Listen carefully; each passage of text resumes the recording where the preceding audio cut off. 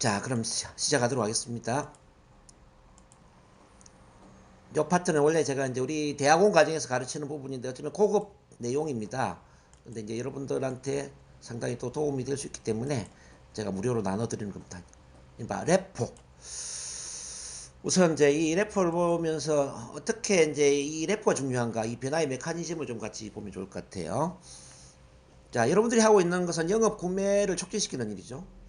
뭐 저는 치료를 하고 상담을 하고 뭐 학습 행동 변화 리더십을 끌어내는 일을 하고 있습니다. 어쨌든 뭐 치료를 하건 상담을 하건 영업을 통해서 구매 촉진을 시키건 그 모든 것은 변화를 이끌어내는 겁니다. 그러니까 여러분들은 어떤 사람이냐면 바로 변화를 이끌어내는 사람이다. 변화를 이끄는 사람이다, 이런 생각을 해야 됩니다.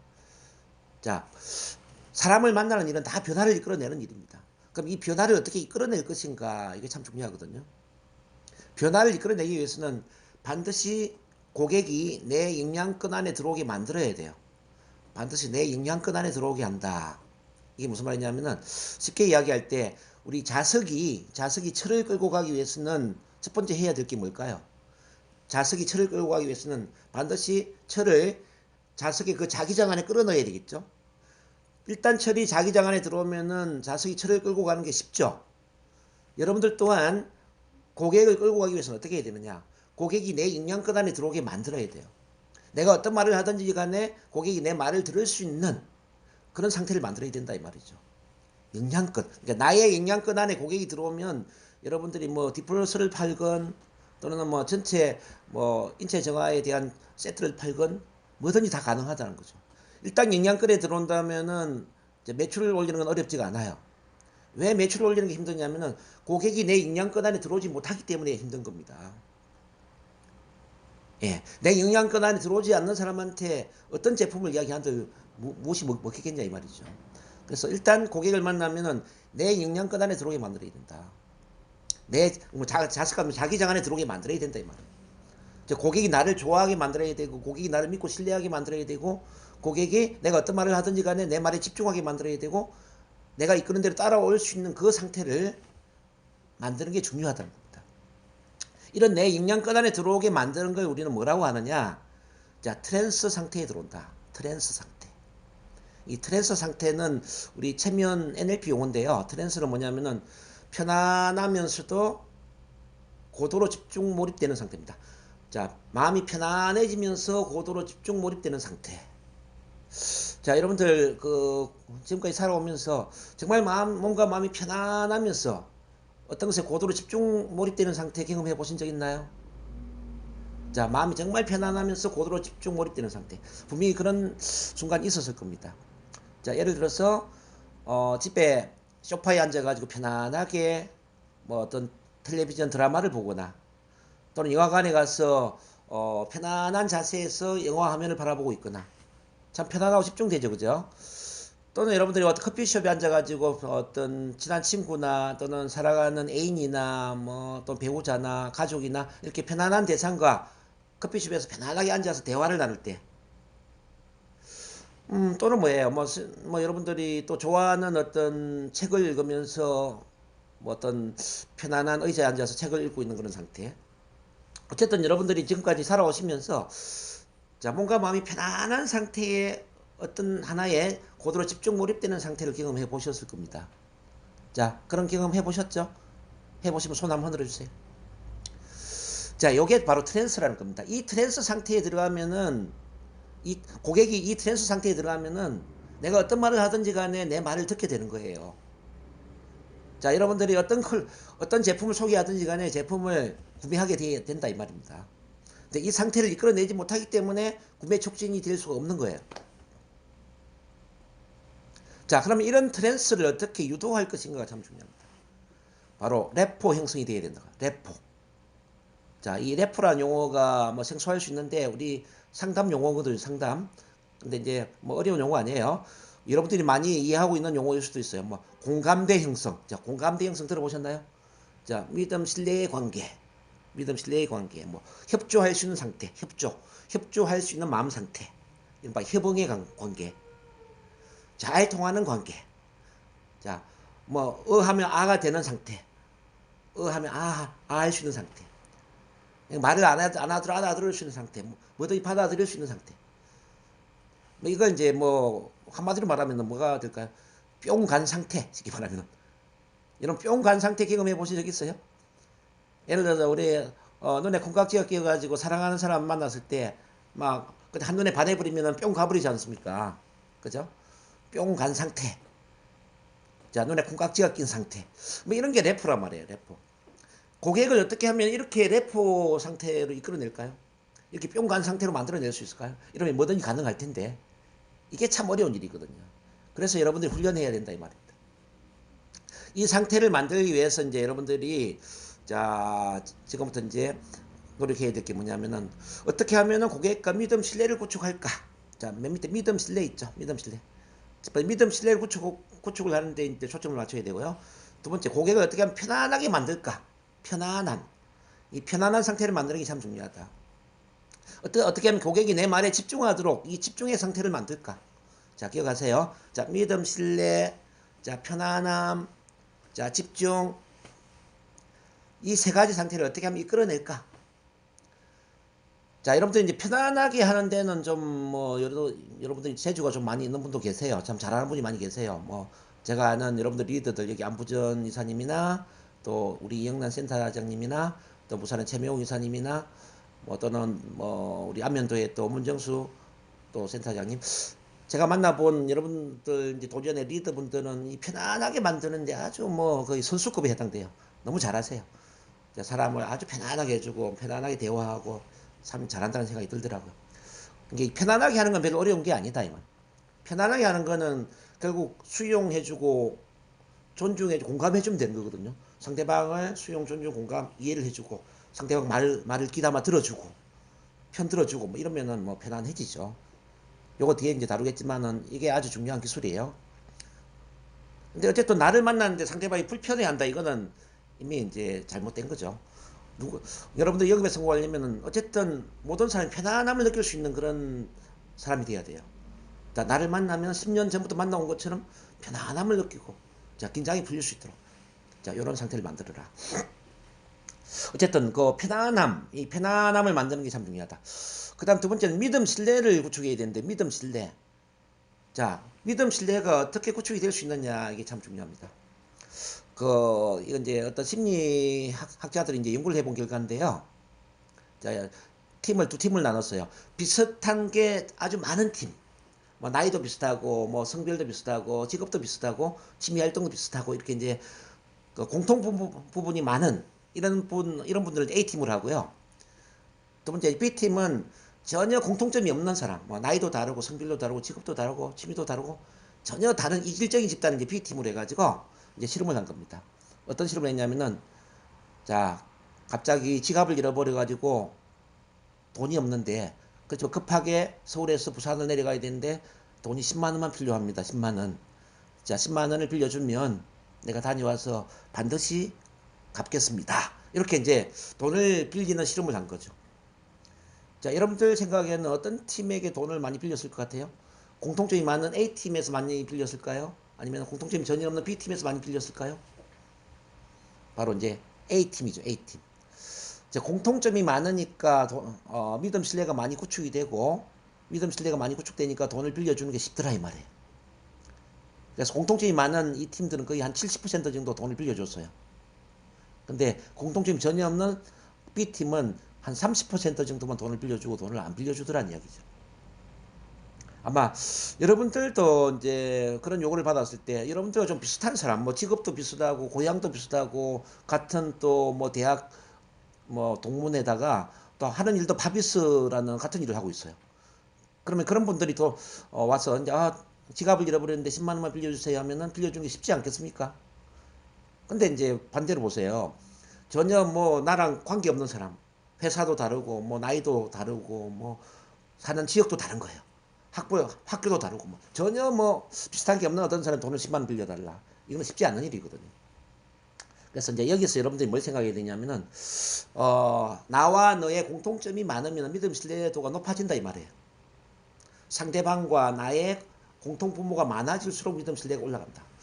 그럼 이걸 영업 현장에 적용한다면 어떻게 해야 될까요? 자, 여러분들이 고객을 만나는 순간 그 고객 눈높이에 맞춰서 그 고객 눈높이에 맞춰서 나는 당신과 비슷한 게 많은 사람이에요. 이 느낌을 많이 제공을 해야 된다 이 말이에요. 고객은 초등학교밖에 못 나왔는데 나는 대학교를 나왔어. 그러면은 초등학교밖에 못 나온 고객한테 내가 막 아는 척하고 막 유식한 척하고 문자 쓰고 이러면은 좋아요, 안 좋아요? 안 좋죠. 자, 초등학교를 나온 고객을 만나면 초등학교를 나온 그 고객의 눈높이에 맞춰서 자, 비슷한 게 많은 걸 보여줘야 된다 이 말이에요. 또는 봐봐요. 여러분들 이제 고객 중에 또 돈이 아주 없는 아주 서민적인 사람이 있을 수 있거든요. 뭐 밥 한 끼 사 먹기도 좀 힘든 이런 사람이 있을 수가 있어요. 이른바 7천 원짜리 밥 한 끼 사는 것도 부담스러운 그런 고객이 있을 수도 있다는 뜻입니다. 근데 그런 고객을 만났는데 우리 밥 먹으러 가요 해가지고 한 2만 원, 3만 원짜리 점심을 사줬어요. 그럼 어떻게 될까요? 부담스럽겠죠. 7천 원짜리 밥을 먹을 수 있는 사람을 만나면은 7천 원짜리 밥을 같이 먹어야 된다 이 말이죠. 또 반대로 여러분들 보세요. 그 또 만나는 고객 중 아주 VIP 고객이 있을 수 있거든요. 뭐 한 끼 식사를 3만 원, 5만 원 정도는 뭐 어렵지 않게 할 수 있는 사람, 뭐 기부인, 뭐 사모님 이런 분들이 있지 않습니까? 이런 분 고객을 만났는데 여러분들 7천 원짜리 밥을 같이 먹는다면 이거는 또 말이 안 되죠.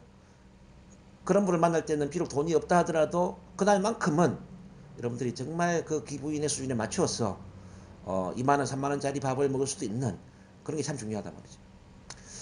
이렇게 뭐 수준에 맞추는 것, 뭐 그분의 어떤 대화 수준에 맞추는 것, 그분의 어떤 취미, 뭐 활동에 맞추는 것, 관심사에 맞추는 것, 어쨌든 이게 공통점이 이제 많아지지 않습니까? 공통점이 많아지면 믿음 신뢰도가 올라가는 거예요. 우리 뭐 신체 언어도 마찬가지입니다. 우리는 의식과 무의식 두 가지 차원에서 커뮤니케이션 소통을 하고 있는데 우리 의식 차원에서만 맞추는 게 아니라 무의식 차원에서도 공통점이 많아야 된단 말이에요. 뭐 같은 눈빛이라든지 같은 표정이라든지 같은 자세라든지 같은 호흡의 패턴이라든지 같은 목소리 패턴, 같은 말하는 속도, 같은 목소리 크기, 같은 억양, 뭐 같은 음조 이렇게 이제 어떤 신체 언어 자체가 비슷한 게 많아진다면 어떨까요? 자, 신체 언어가 비슷해. 나랑 비슷하게 호흡을 하고 있어요. 나랑 비슷한 톤으로 말을 하고 있어요. 나랑 비슷한 속도로 말을 하고 있어. 이렇게 비슷한 게 많다고 느끼면은 의식은 감지를 못하지만 자, 무의식이 어떻게 느끼냐면 야, 저 사람은 나랑 많이 비슷하네. 저 사람은 나랑 비슷한 게 참 많네. 그러면서 이제 나도 모르게 믿음 신뢰도가 올라가는 거예요. 그래서 여러분들이 이제 다시 정리해야 될 부분은 뭐냐면은 어떻게 하면은 상대방과 나의 공통 분모가 많아지도록 할 것인가. 사람을 만났을 때 공통점이 얼마나 많아지도록 노력할 것인가.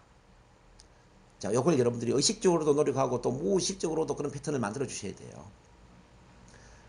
그래서 여러분들을 만나는 고객이 이유는 모르겠지만은 내가 왜 이러는지 모르겠지만은 막 이분이 하는 이야기를 따라 하고 싶고 이분이 추천한 제품을 사고 싶고 이분과 함께 뭐 일을 해보고 싶고 이 느낌이 들 수 있는 그런 힘을 만들어야 된다 이 말이에요. 그게 바로 믿음 신뢰라는 겁니다. 공통점을 많이 만들어라. 그 다음에 이제 위에 이제 집중도 있죠. 집중. 내 이야기에 집중할 수 있는 그 힘은 어디서 나오느냐? 자, 그거는 바로 이제 관심과 흥미 분야. 나의 관심 흥미가 아니라 상대방의 관심과 흥미 분야에 대한 이야기를 할 때 집중도가 올라간다 이 말이에요. 자, 영업을 처음 하는 분들이 실수하는 게 뭐냐면요. 고객을 처음 만나가지고 1시간 내내 자기 이야기만 하는 경우가 있어요.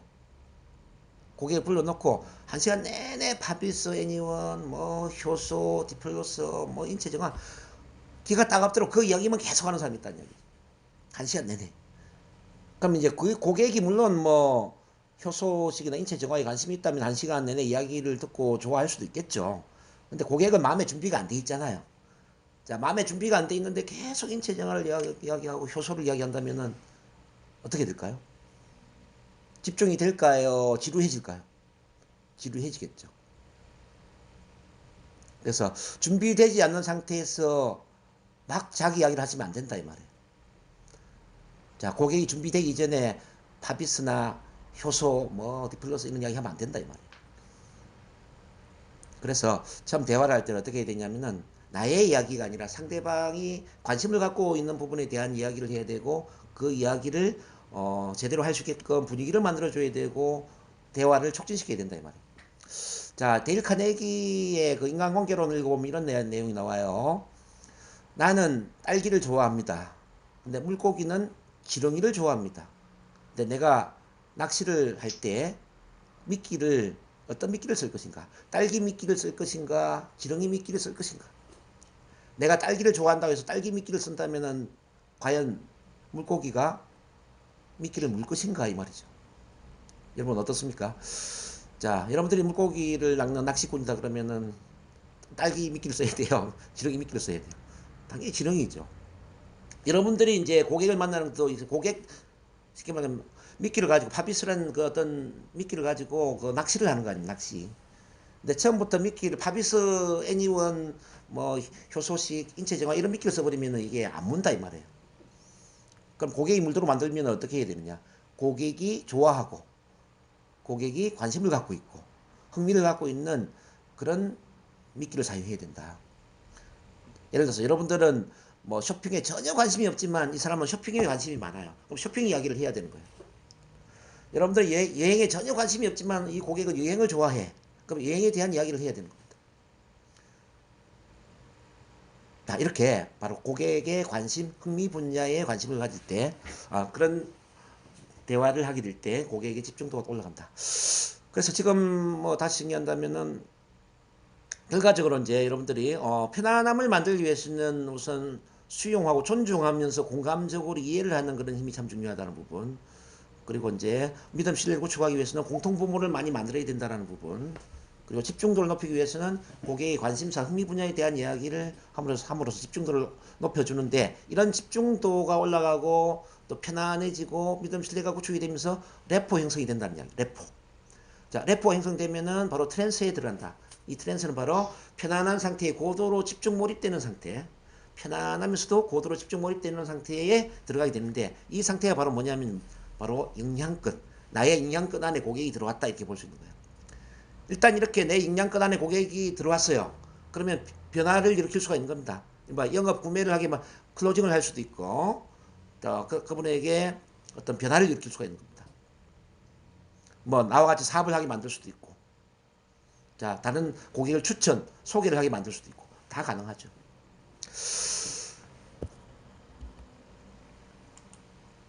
자 여기까지 이해가 되셨나요? 이해되셨으면 손 한번 흔들어 주시고요. 네 좋습니다. 그러면 이제 이 공감 이해가 왜 중요한가 요걸 이제 다음 파트에서 좀 보겠습니다.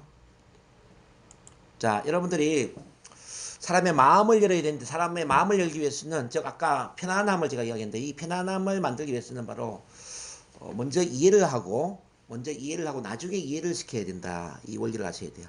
먼저 이해하고 나중에 이해시킨다. 왜 먼저 이해를 해야 되느냐 하면요. 왜 먼저 이해를 해야 되느냐. 자, 모든 사람은 이해받고 싶은 욕구를 갖고 있습니다. 모든 사람은 이해받고 싶은 욕구를 갖고 있어요. 이른바 여러분들 왼쪽 가슴에 보면 이런 표가 있다고 생각하시면 돼요. 이런 표. 나는 이해받고 싶어요. 내 마음을 알아주세요. 자, 내 이야기를 공감해 주세요. 내 편을 들어주세요. 내 입장이 되어주세요. 자, 이런 표를 갖고 있다는 이야기죠. 이런 표를 잘 읽어주면 마음이 열리는 거예요. 근데 이런 표를 읽어주지 않으면은 마음이 닫혀진다 이 말입니다. 그래서 마음을 여는데 중요한 것은 바로 이제 이 이해받고 싶은 욕구를 충족시켜 주는 겁니다. 그랬을 때 자, 지금 이 페이지가 지금 보이는지 모르겠네. 보이시나요? 이 페이지 자, 먼저 이해하고 나중에 이해시켜라 보이시나요? 네네. 그래서 이제 이 이해받고 싶은 욕구는 어떤 욕구가 비슷하냐면 산소를 제공받고 싶은 욕구가 비슷하다. 산소. 자, 여러분들이 호수물에 빠졌다고 한번 생각을 해봅시다. 호수물에 빠져서 숨을 못 쉬고 있어요. 그럼 살려주세요, 살려주세요 이렇게 막 허우적대면서 소리를 질러요. 근데 지나가는 사람이 아무도 살려주지 않고 자, 우리 효소차 드세요. 디플러스 먹어야 돼요. 인체 정화하세요. 이렇게 이야기한다면은 물에 빠져 있는 사람은 어떤 느낌일까요? 네, 정말 야속하겠죠. 자, 빠진 사람한테 건져주지를 않고 효소차를 먹어라, 인체 정화를 해라, 이거는 말이 안 되지 않습니까? 자, 막, 그렇게 이해하실 거예요. 자, 이렇게 물에 빠진 것처럼 우리 심리적으로 숨을 못 쉴 수도 있단 말입니다. 그러니까 심리적으로 숨을 못 쉬는 상태는 뭐냐면은 답답하고 외롭고 우울하고 위로받고 싶고 누가 내 편이 되어줬으면 좋겠고 내 마음을 알아줬으면 좋겠고 이 상태가 바로 심리적으로 숨을 못 쉬는 상태예요. 아시겠습니까? 이렇게 심리적으로 숨을 못 쉬는 상태에 야 효소산 먹어야 돼요. 디플루스 먹어야 돼요. 자 인체 정화하셔야 돼. 이렇게 이야기한다면 이게 먹힐까요? 이게 안 된다는 거죠. 그래서 우리가 물리적으로 숨을 못 쉬는 것만 숨을 못 쉬는 게 아니라 이해를 받지 못하고 있는 상태 이른바 외롭고 고독하고 답답하고 우울하고 무력하고 이렇게 마음이 힘든 상태도 심리적으로 숨을 못 쉬는 상태다 이렇게 이걸 이해를 하셔야 됩니다. 자 이렇게 심리적으로 숨을 못 쉬는 이 상태에서는 반드시 이제 먼저 이해를 받아야 돼요. 예를 들어서 왜 사람들은 서로 소리치고 고함을 지르느냐 한번 봐봐요. 왜 사람들은 소리를 지르고 고함을 지를까요? 특히 부부지간에 부부싸움을 이렇게 많이 하지 않습니까? 남편이 막 잔소리하고 고함 지르고 또 아내도 또 바가지 긁고 소리 지르고 그렇게 하지 않습니까? 자, 왜 그렇게 소리를 지를까요? 바로 알아달라는 겁니다. 알아주세요. 내 마음을 알아주세요. 먼저 당신 이야기하기 이전에 내 입장이 되어서 내 마음을 알아주세요. 자, 알아달라는 그 몸부림이 바로 소리를 치고 고함을 지르는 거예요. 마치 물에 빠진 사람이 살려주세요, 저를 건져주세요 이렇게 소리 지르는 것과 똑같은 맥락이다 이 말입니다. 그래서 이렇게 소리 지르는 그 사람에게 공감적인 이해를 하지 않고 어떤 것을 이해시키려고 한다, 어떤 것을 가르치려고 한다 이건 말이 안 되죠. 그런 점에서 여러분들이 심판관과 이 배심원의 역할을 하는 다른 사람에게 영향을 절대 줄 수 없다는 거죠.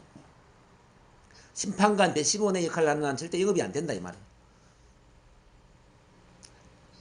자, 가정에서도 마찬가지입니다. 부부지간에 또는 자녀에게 심판관, 배심원의 역할을 해가지고 가르치려고 하잖아요.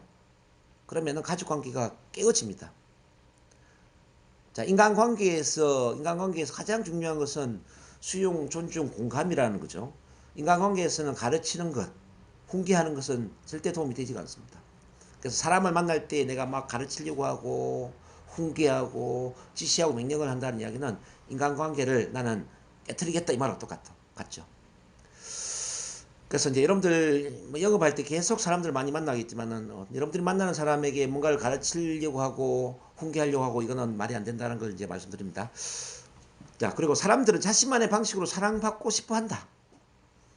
자, 이 이야기를 이제 어떻게 이해를 해야 되냐면은 여러분들이 그 고객과 대화할 때 그 고객의 방식으로 사랑을 표현해야 된다 이 말이죠. 고객이 원하는 그 방식으로 사랑을 표현하고 관심을 표현하고 공감, 이해를 표현해야 된다 이 말이죠. 일률적으로 대화하고 일률적으로 상담하고 일률적으로 영업을 한다면은 그 고객을 내 고객으로 만들 수가 없죠. 왜냐하면 사람들이 이렇게 모두 마음이 여리고 감수성이 예민합니다. 그래서 상처받지 않으려고 자신을 보호하려고 합니다. 그 방법이 뭐냐면은 자기를 감추고 즉 가리고 허세를 부리고 잘난 척하고 안정한 가면을 쓰는 법을 배운다 이 말입니다. 그래서 여러분들이 만날 때 뭐 좀 센 척하고 뭐 잘난 척하고 이런 사람들이 많이 있을 텐데요. 이런 분들이 사실 잘난 사람이기 때문에 또 강한 사람이기 때문에 그렇게 허세를 부리는 게 아니에요.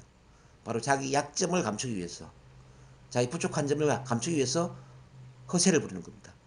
근데 이분들을 이제 우리가 공감적으로 이해를 해주고 마음을 다독거려주고 이 심리적인 산소를 제공해주지 않습니까?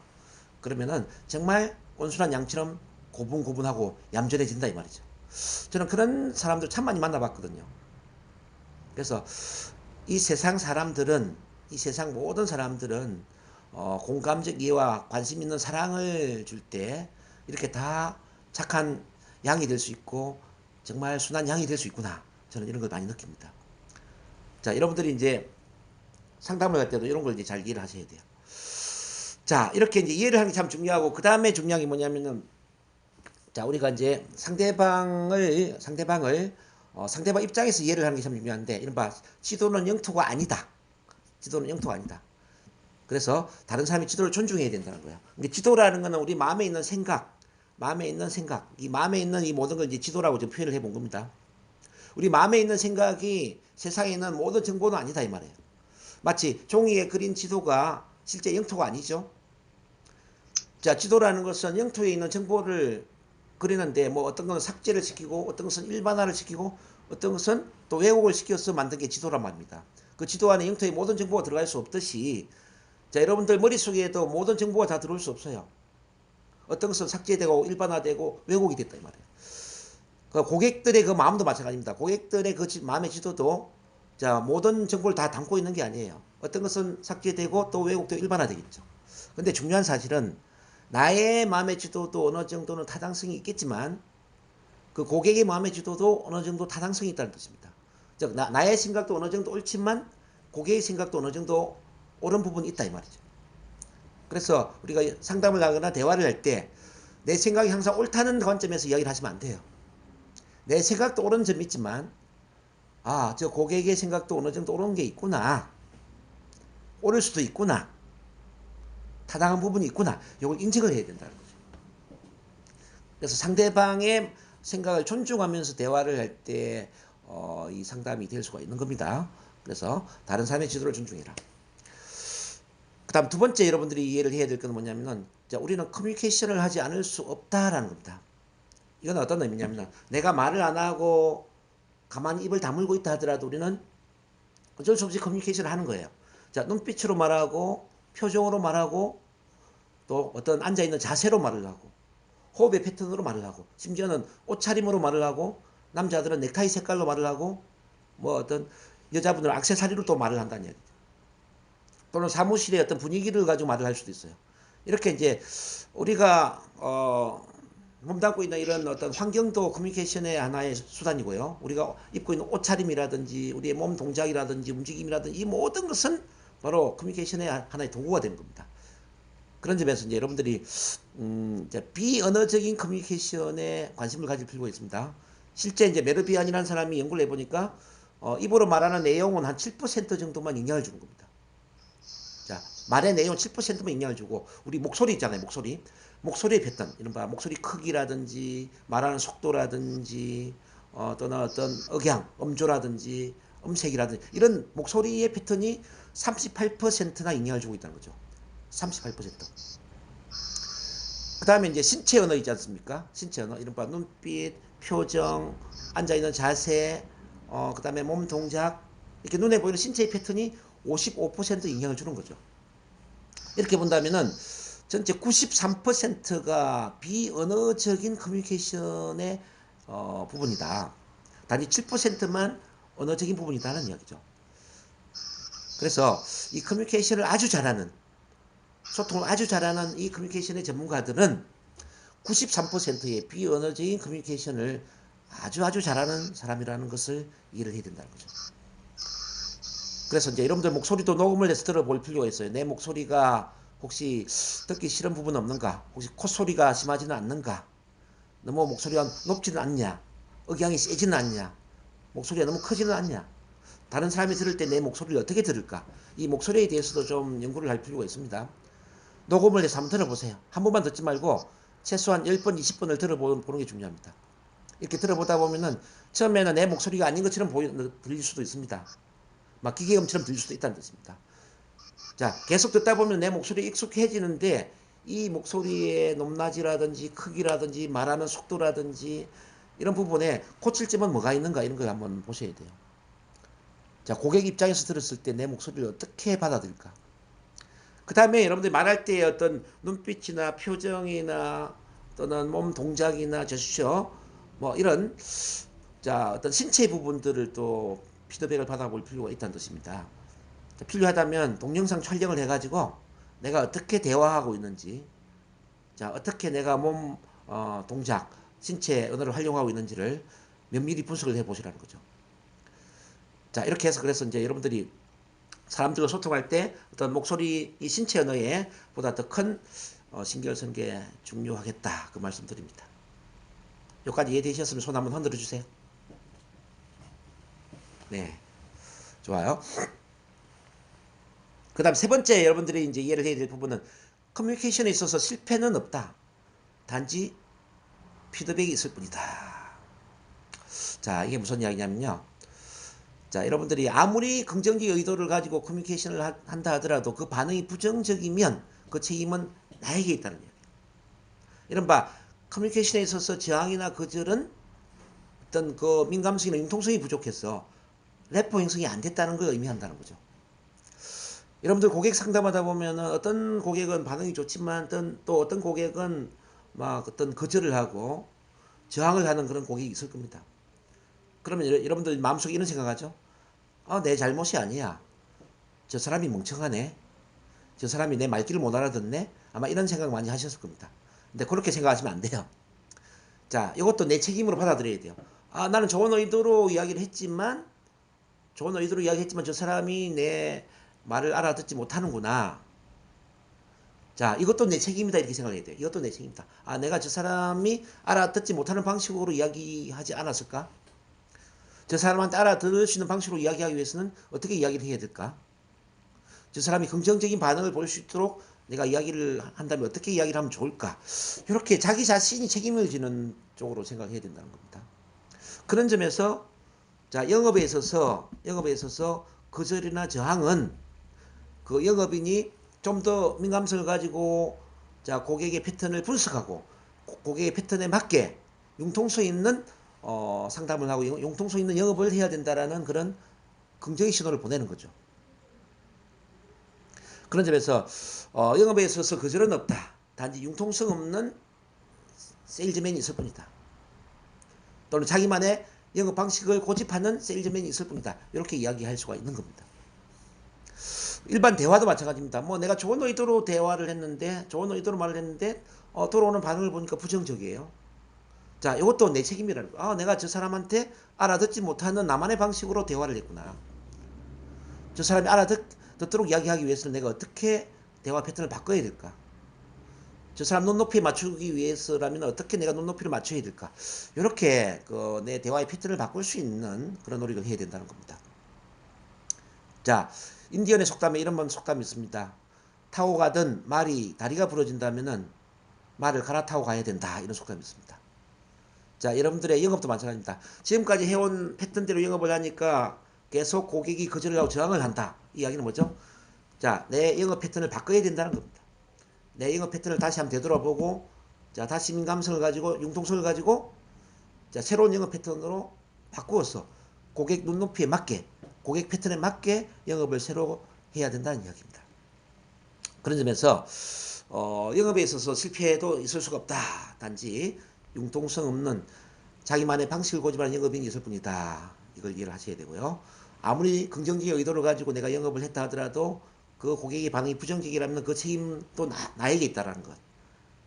그래서 내 영업 패턴을 다시 한번 되돌아보고 영업 패턴을 좀 더 융통성 있게 바꿀 수 있는 그런 계기를 만들어야 된다는 이야기입니다.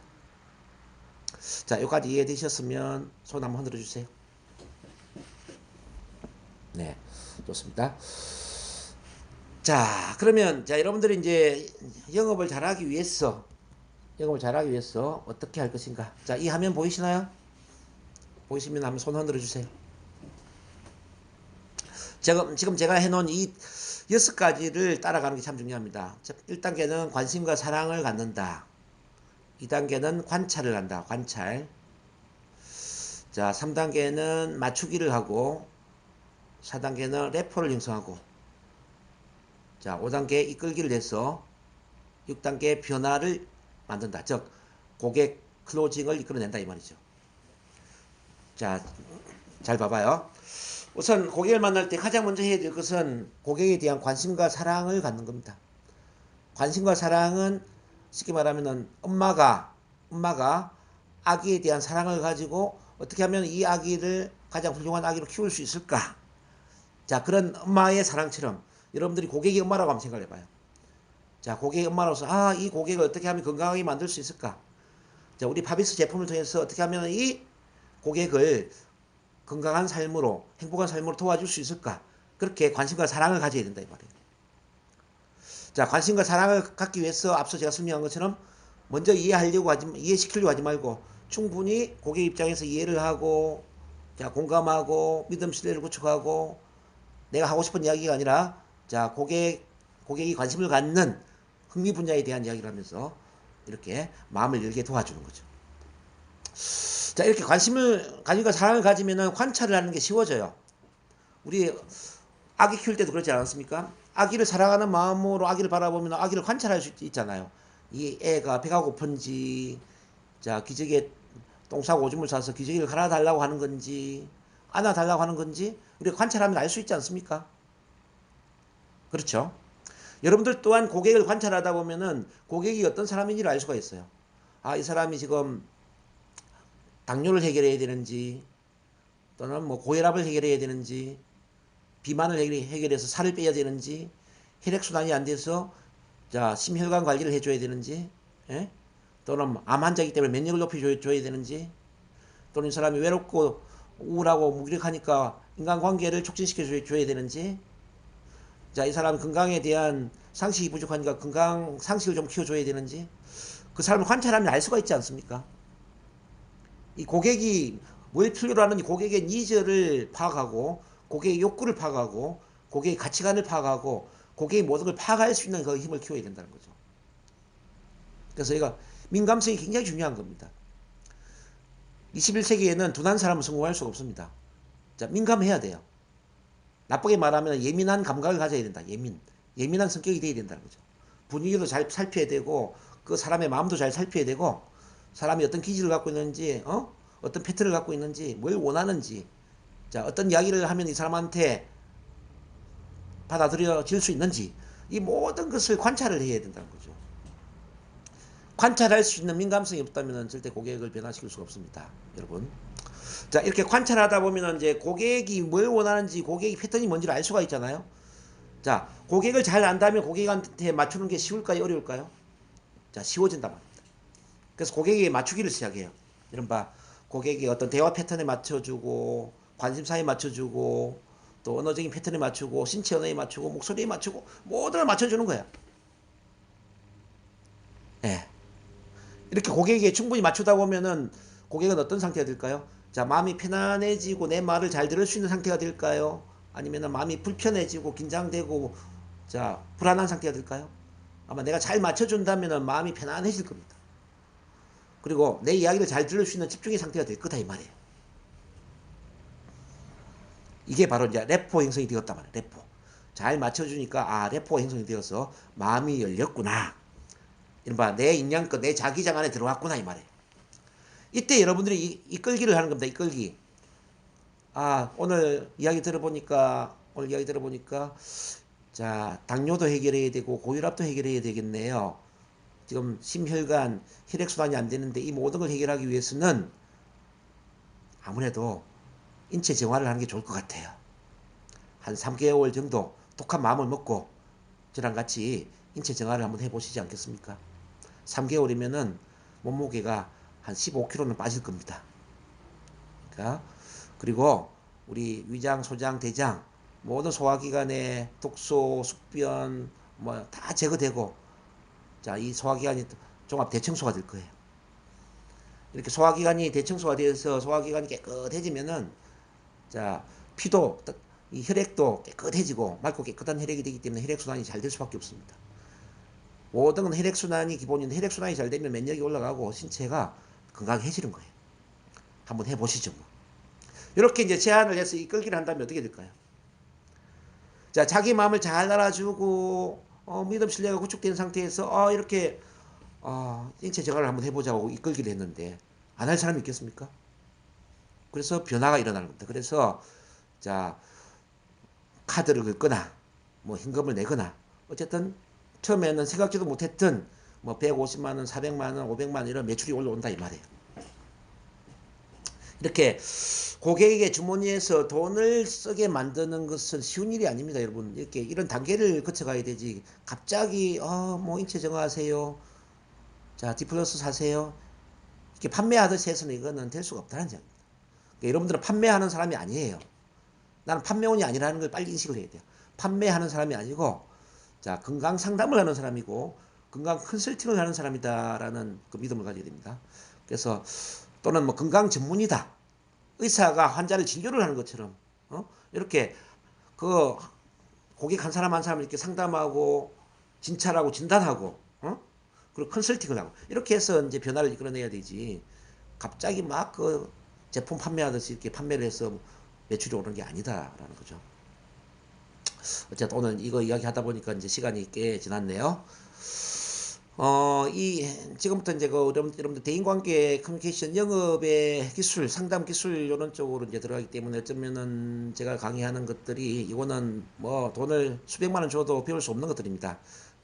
제가 또 여러분들처럼 옛날에 영업을 했던 영업 출신이기도 하고 여러분들처럼 저는 어떤 뭐 꼭 같은 건강 사업은 아니지만은 300명 이상의 그런 조직을 만들어 본 경험이 있는 사람이에요. 저는 이미 30대에 그런 경험을 했고 저는 그리고 수많은 보험회사에 제가 강의 자체만 거의 한 10년 이상을 했고요. 그리고 여러분들 같은 이런 건강 기업의 또 컨설팅이나 교육도 굉장히 많이 했습니다. 그래서 이제 어떻게 하면은 조직을 키우고 어떻게 하면 매출이 일어나고 어떻게 하면 이렇게 영업이 잘 되는가 이런 거는 저는 감각적으로 너무 잘 압니다. 제가 공부를 해서 공부만 가르치는 게 아니다 이걸 말씀드립니다. 저는 경험적으로 제가 터득한 것을 이런 이론에 접목해서 제가 강의를 하는 사람이지 단지 책 보고 강의하는 사람이 아니에요. 그래서 제 이야기 한마디 한마디가 아마 여러분들한테 피가 되고 살이 될 수 있다면은 정말 여러분들 하는 일에 뭐 매출 10배 아니면 뭐 100배 이상 올릴 수도 있습니다. 근데 오늘 제가 했던 이런 것들은 거의 어떤 핵심적인 내용들이고요. 이 핵심적인 내용을 놓치지 말고 내 것으로 만드세요.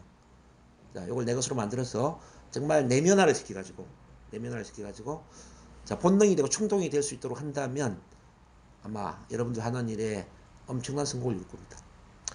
자, 저는 그렇게 장담하고요. 또 그렇게 믿습니다. 어쨌든 오늘 제 강의가 여러분들에게 큰 도움이 되기를 바라면서 또 이번 3월 이제 봄이 되었고 희망의 계절 봄이 되었기 때문에 정말 정말 불끈 쥐고 가슴에 강한 열정을 가지고 하루하루를 열정적으로 이제 사업을 해 나가신다면은 여러분들 정말 크게 성공하실 겁니다. 자, 여러분들 항상 응원합니다. 감사합니다.